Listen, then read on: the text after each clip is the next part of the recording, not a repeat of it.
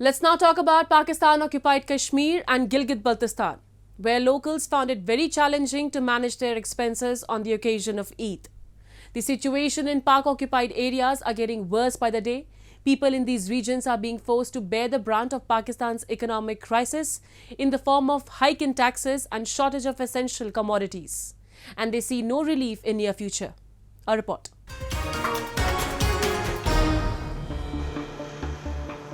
The international community has underestimated the socio-political and economic factors affecting the people of Pakistan's occupied Kashmir and Gilgit Baltistan in the context of their occupied status and the country's inadequate infrastructure.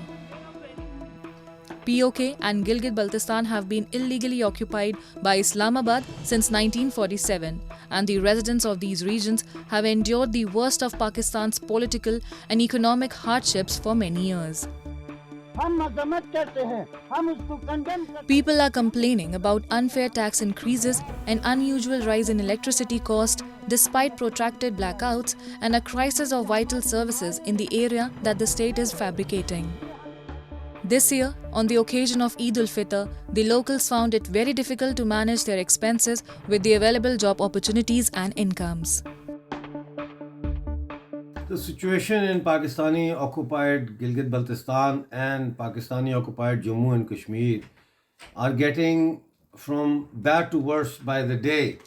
Inflation is very high, people's buying power has collapsed, and it was evident over the Eid because people could not afford to buy goods for their families, they were not able to buy new clothes for their children.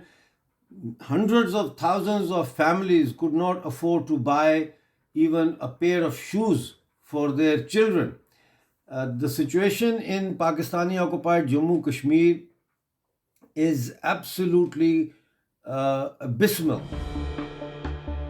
The calls for fundamental rights have intensified into massive protest in Gilgit-Baltistan and POK.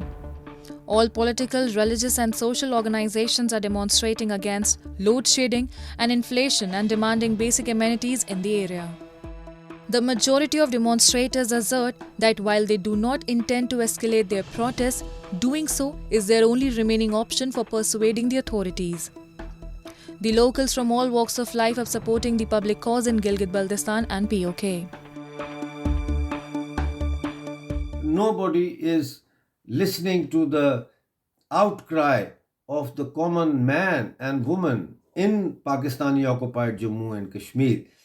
The situation has worsened because over the Eid, people were expecting that they would be paid their salaries and their pensions, but for months they have been denied their wages, they have been denied their pensions. There is no social security net that could guarantee a dignified life for the unemployed or even for those who are facing destitute because of the economic crisis.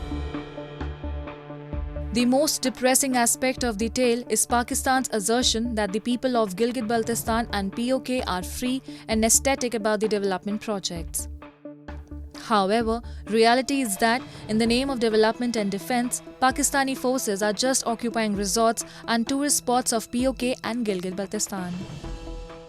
People are demanding better educational facilities and the creation of new job opportunities as the state of education is appalling.